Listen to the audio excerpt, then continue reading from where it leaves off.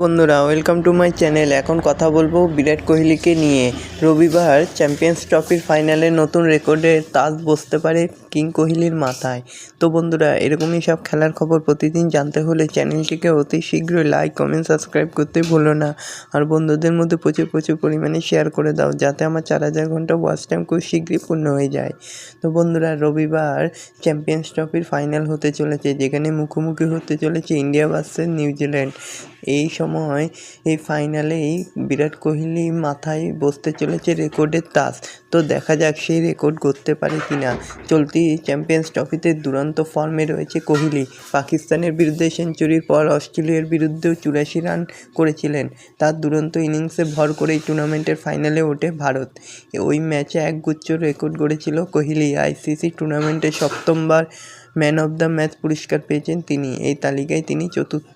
Sachin Tendulkar ICC ইভেন্টে 10 বার ম্যাচের সেরা হয়েছেন। রোহিত শর্মা এবং গ্লেন ম্যাক্সওয়েলও হয়েছেন 8 বার।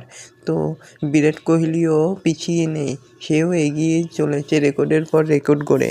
তো দেখা যাক পরবর্তী রেকর্ডগুলি ফাইনালে করতে পারে কিনা।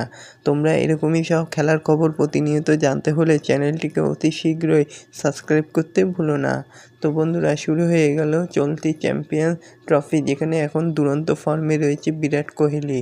একের পর এক রেকর্ড গড়েই চলেছে। সচিন টেন্ডুলকারের পর বিশ্বের দ্বিতীয় ক্রিকেটার হিসেবে রান তাড়া করতে নেমে 8000 রান পূরণ করল কোহলি।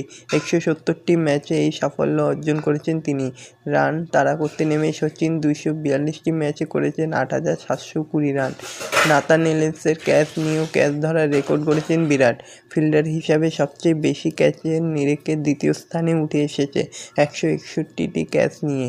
এই টুর্নামেন্টে চলাকালীন দ্রুততম ক্রিকেটার হিসেবেও আন্তর্জাতিক ক্রিকেটে 14,000 রানের গণ্ডি পেরিয়ে ফেলেছেন বিরাট কোহলি।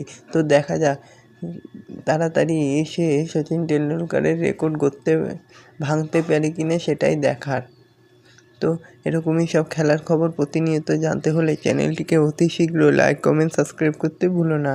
তো বন্ধুরা চ্যাম্পিয়ন্স ট্রফিতে 17টি ম্যাচ খেলে বিরাট এখনও পর্যন্ত তার সংগ্রহ 746 রান। ফাইনালের দিন তিনি যদি 54 রান করেন তাহলে ক্রিকেট ইতিহাসে প্রথম ব্যক্তি হিসেবে চ্যাম্পিয়ন্স ট্রফিতে 800 রানের মালিক হবেন বিরাট কোহলি। উল্লেখ্য চ্যাম্পিয়ন্স ট্রফিতে সবচেয়ে বেশি রান হয়েছে ক্রিস গেল, যে 791 রান করে ইউনিভার্স বস। ফাইনালে তাকে টপকে যেতে পারেন কিং কোহলি। তার জন্য বিরাট কোহলিকে ভালো খেলতে হবে। তো এরকমই সব খেলার খবর প্রতিনিয়ত জানতে হলে চ্যানেলটিকে অতি শীঘ্র লাইক কমেন্ট সাবস্ক্রাইব করতে ভুলো না। ধন্যবাদ সবাইকে।